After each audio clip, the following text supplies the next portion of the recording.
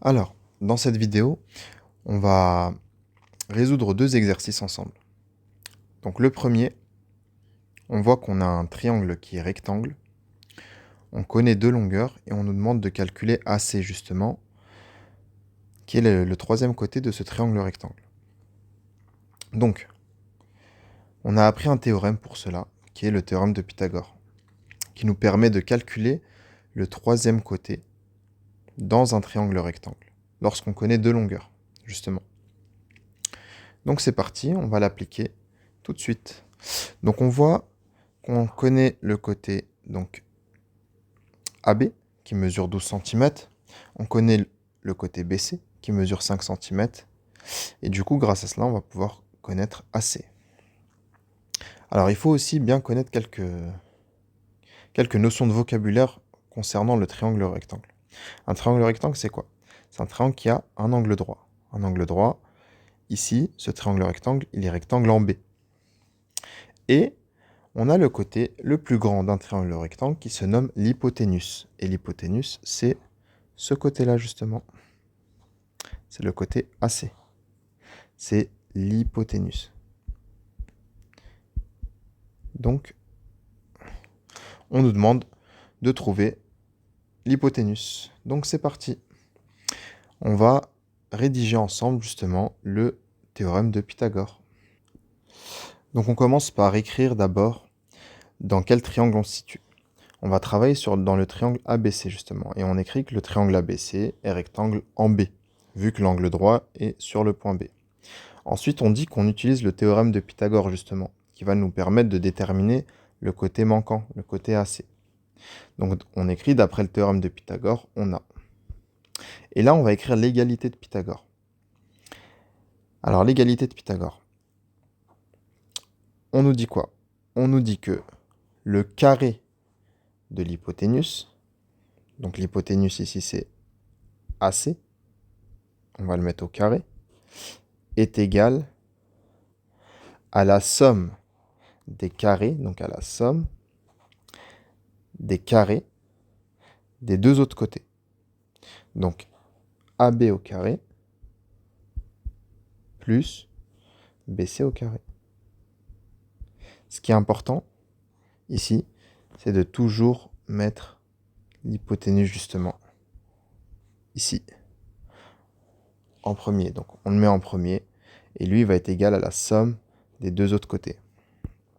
Donc quoi qu'il arrive, même si on nous demande de chercher un autre côté dans le triangle rectangle, on ne se trompe pas, on met l'hypoténuse, puis la somme des deux autres côtés. Et ensuite, on fait quoi?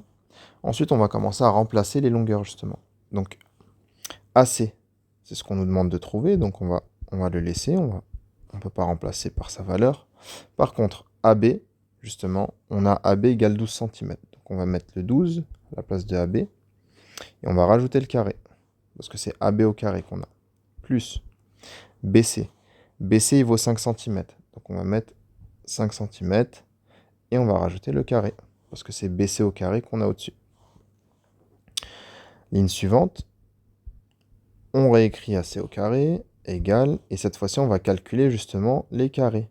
Donc on a 12 au carré. 12 au carré donne 144, plus 5 au carré. 5 au carré c'est 5 fois 5, et cela donne 25. Il nous reste cette addition-là à faire, donc on réécrit AC au carré, égale, et on va mettre le résultat de 144 plus 25, ce qui donne 169. Nous, ce qu'on cherche, c'est AC, et non pas AC au carré, mais grâce à cela, on va pouvoir trouver AC. Donc on enlève le carré, on écrit AC, et vu qu'on a enlevé le carré ici, on va rajouter justement de ce côté la racine carrée. Donc on a la racine carrée de 169. Ce qui nous donne 13. Et donc le résultat c'est 13 cm, vu que l'unité c'est des centimètres. Et on a trouvé donc notre côté AC qui mesure 13 cm. Passons maintenant à un deuxième exercice. Donc dans le deuxième exercice, pareil, on a un triangle rectangle encore. Cette fois-ci c'est un triangle rectangle qui se nomme EFG. Il est rectangle en F, vu qu'on voit que l'angle droit il est sur le point F. Et cette fois-ci, on demande de calculer EF. Et donc, ça va être un peu différent, mais pareil, on va utiliser le théorème de Pythagore qui va nous permettre justement de résoudre cet exercice. Donc c'est parti. Donc comme précédemment, on commence par la rédaction. La rédaction, elle est très simple. On commence par cette première phrase-là qui nous permet de nous placer dans le triangle EFG, qui est rectangle en F. Ensuite, on dit qu'on utilise le théorème de Pythagore et on va écrire l'égalité de Pythagore. Donc comme tout à l'heure, le conseil que je peux vous donner, c'est de commencer toujours par écrire l'hypoténuse. Et en ce qui concerne l'égalité de Pythagore, le conseil que je peux vous donner, pour ne pas vous tromper, c'est de faire abstraction justement des valeurs ici. Donc attention, l'erreur qu'on rencontre souvent, c'est qu'on va commencer par écrire EF au carré au début. Pourquoi? Parce qu'on voit qu'on nous demande de calculer EF. Mais non, il faut retourner vraiment à la base, à ce que Pythagore nous a énoncé. C'est-à-dire de, justement, prendre l'hypoténuse au carré. Donc l'hypoténuse, c'est quel côté? C'est le côté le plus grand dans un triangle rectangle. Et quand on n'a pas les longueurs, c'est très simple de le trouver, c'est le côté qui est opposé à l'angle droit. C'est celui-ci. C'est le côté EG. Donc on a l'hypoténuse ici. Donc je le réécris. Voilà. Donc on va prendre l'hypoténuse qui est là.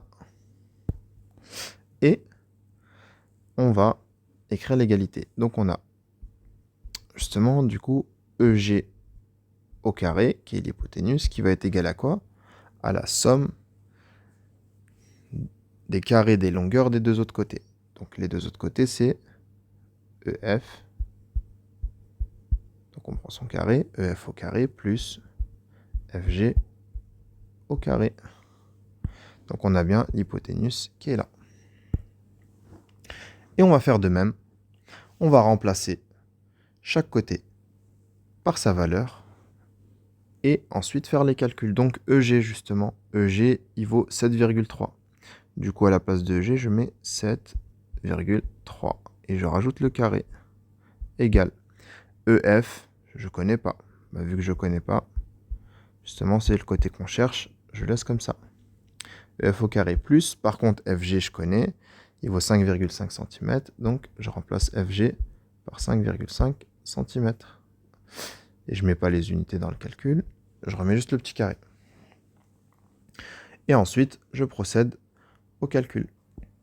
Donc 7,3 au carré, ça nous donne 53,29. Égale EF au carré, on ne connaît pas, plus 5,5 au carré, qui nous donne 30,25. Maintenant, on voit quoi? On voit qu'on a une addition à trous, en fait. On a 53,29 qui est égal à EF au carré, donc on ne connaît pas sa valeur, plus 30,25. Du coup, pour pouvoir trouver EF au carré, donc je vais mettre ça devant, je mets EF au carré, et pour trouver ça, on va procéder à une soustraction justement. Vu que c'est une addition à trous, on va faire une soustraction. Donc on va prendre l'hypoténuse, le plus grand côté justement. Le plus grand côté c'est EG. Je vais le mettre devant. Ça fait 53,29 moins 30,25. Je réécris EF au carré. Je fais la soustraction de 53,29 moins 30,25. Et on obtient 23,04. Nous, ce qu'on veut, c'est EF. Donc, j'enlève le carré ici, dans l'écriture, et par conséquent, je rajoute justement la racine carrée. Et je fais la racine carrée de 23,04. Et on obtient 4,8. Donc, c'est 4,8 cm. Et on a le résultat, du coup, EF est égal à 4,8 cm. Voilà pour ces deux petits exercices avec le théorème de Pythagore.